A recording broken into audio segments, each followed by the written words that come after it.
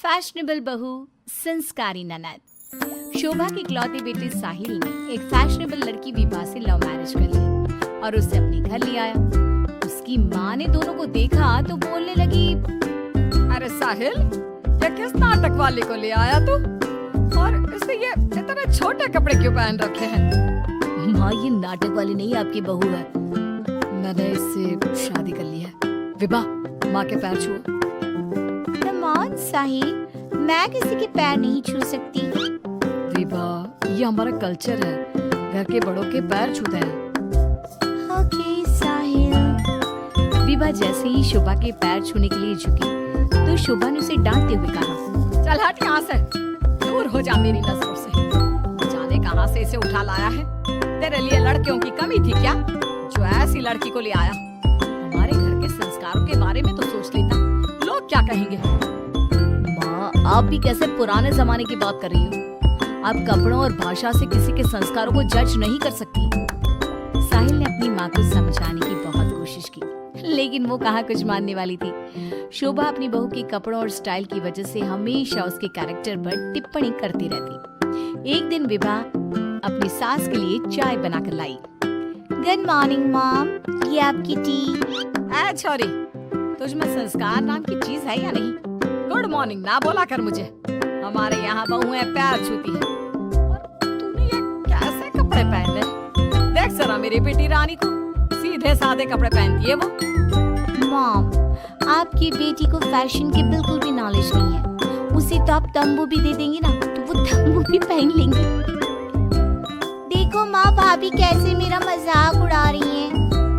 रानी, मैं तुम्हारा मजाक नहीं उड़ा रही, मगर जरा देखो खुद को कैसी लग रही हो। तुम्हें फैशन का बिल्कुल भी सेंस नहीं है। कुछ तो लड़कियों वाली हरकतें किया करो। चलो कोई बात नहीं, मैं आ गई हूँ ना, सब सिखा दूंगी। इतना कहकर विभा वहाँ से चली जाती है और रानी सोचने लगती है, भाभी आपने मेरा मजाक उड़ाकर अच्छा नहीं किया। अब देखो मैं कैसे आपको इस घर से बाहर निकालती हूँ। अब रानी हर समय अपनी भाभी की कमियां ढूंढने में लगी रहती। रानी की माँ तो विभा से नफरत करती ही थी, लेकिन घर से निकालने के लिए जरूरी था कि साहिल भी विभा से नफरत करे। एक दिन घर में पूजा हो रही थी।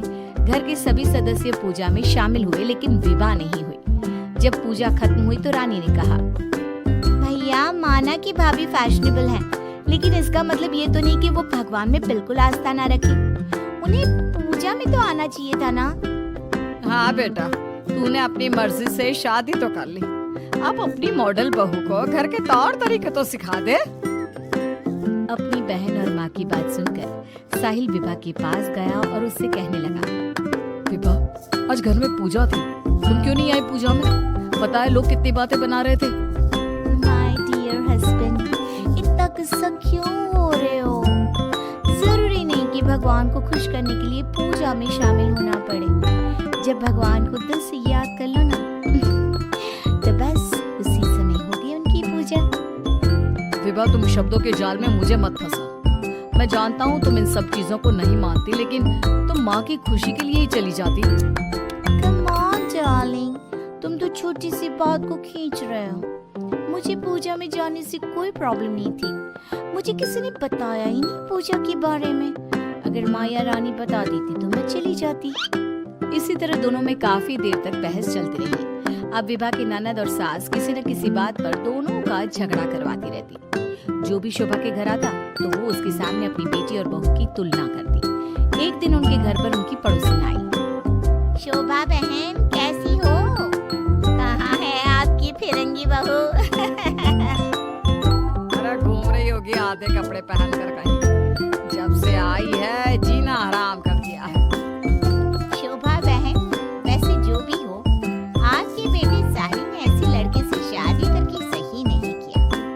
आपके घर में सब कितने संस्कारी हैं। आपने अपनी खुद की बेटी की कितनी अच्छी परवरिश की है, और आपकी बहू, उसके तो पूरे मोहल्ले में चर्चे हैं। हाँ बहन, बात तो सही कह रही हो। एक मेरी बहू है जिसे ना बात करने का तरीका आता है, ना कपड़े पहनने की तमीज है। और एक मेरी बेटी है, संस्कारी, सुंदर, सुशील, सर्वगुण संपन्न है मेरी बेटी। आप तो जल्द से जल्द बस अपनी बेटी की शादी करने के बारे में सोचो। कहीं ऐसा ना हो कि आपकी बहू के चक्कर में आपकी बेटी से कोई शादी ही ना करे। पड़ोसन की बात शोभा के दिमाग में बैठ जाती है और वो रानी के लिए रिश्ता ढूंढना शुरू कर देती है। एक दिन शोभा की तबीयत अचानक खराब हो जाती है। माँ, क्या हो गया है आपको?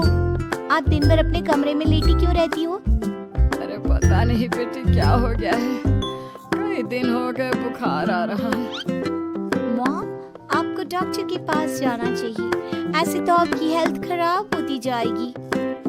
ओ अंग्रेजन, अपनी अंग्रेजी अपने पास रख।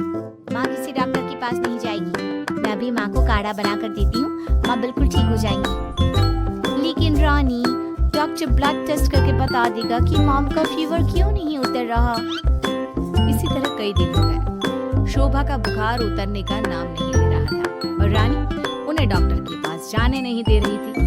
एक दिन विभा रानी को बिना बताए शोभा को डॉक्टर के पास ले गई। शोभा को 4-5 दिन हॉस्पिटल में रहना पड़ा। इसी बीच विभा ने अपनी सास की बहुत देखभाल की, लेकिन रानी एक बार भी अपनी माँ से मिलने नहीं आई। बहू, मेरी इतनी ज्यादा तबीयत खराब थी, लेकिन रानी मुझसे एक बार भी मिलने नहीं आई। डोंट वरी मॉम, घर में कोई नहीं है ना, तो वो घर में ही रहती है।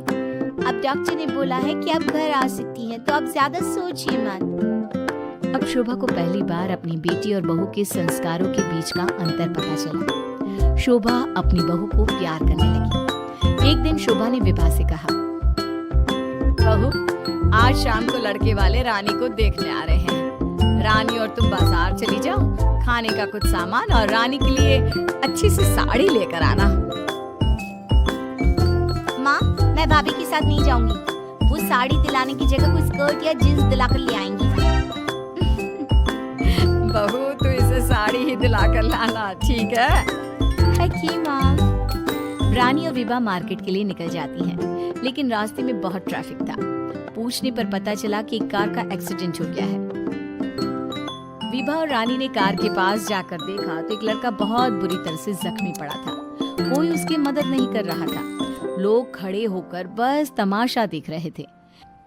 विभा ने उस लड़की की मदद करना चाहा तो रानी ने उसे रोकते हुए कहा, भाभी, ये क्या कर रही हो? जब कोई इसकी मदद नहीं कर रहा तो हम क्यों करें? रानी, ये क्या बोल रही हो तुम?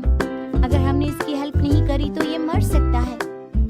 लेकिन भाभी, पुलिस का झंझट कौन संभालेगा? पुलिस उल्टा हमसे ही सवाल जवाब करेगी। वो सब बाद में देखेंगे, पहले इसे हॉस्पिटल पहुंचाते हैं। विभा और रानी उस लड़के की जान बचा लेती हैं और उन्हें घर आने में देर हो जाती है। शोभा उनसे पूछती है, तुम दोनों को इतनी देर क्यों हो गई आने में? देखो शाम होने वाली है, लड़के वाले किसी भी समय आते होंगे। माँ, आपकी लाडली बहू की वजह से देर हो गई। मुझे आज पता चला भाभी को समाज सेवा का शौक भी है। रानी ने पूरी बात अपनी माँ को बता दी। शोभा ने बहू को डांटने की जगह उसकी तारीफ की। वो तीनों बात कर ही रहे थे, तभी साहिल वहाँ आकर कहता है, माँ, जो लड़का रानी को देखने आने वाला था उसका एक्सीडेंट हो गया है। क्या? ये तो बहुत बुरा हुआ। ठीक तो है ना वो? हमें जल्दी उसे देखने जाना चाहिए। माँ, वो ठीक है, उसके घर वाले बता रहे थे कि 2 लड़कियों ने उसे हॉस्पिटल पहुंचाया है। अगर वो उसे वक्त पर हॉस्पिटल ना लेकर जाते तो उसका बचना मुश्किल था। 2 लड़कियों ने? डार्लिंग, हमने भी आज एक लड़की का हॉस्पिटल पहुंचाया था। कहीं ये लड़का वही तो नहीं जो रानी से मिलने आ रहा था? सभी हॉस्पिटल पहुंचे तो ये लड़का वही निकला जिसकी जान विभा और रानी ने बचाई थी। सब ने दोनों की बहुत तारीफ की। रानी ने अपनी भाभी से माफी मांगते हुए कहा, भाभी, मुझे माफ कर दो। मैंने हमेशा आपको गलत समझा। अगर आप ना होती तो मैं कभी भी किसी अनजान आदमी की मदद ना करती। Don't cry dear, हमें अच्छे काम करते रहने चाहिए। साहिल दोनों की बात सुनकर कहता है, देखा रानी, मैं कहता था ना, संस्कार चरित्र में दिखाई देते हैं, कपड़ों और भाषा में नहीं। इसीलिए कभी किसी के कपड़े देखकर उसका कैरेक्टर सर्टिफिकेट नहीं बनाना चाहिए।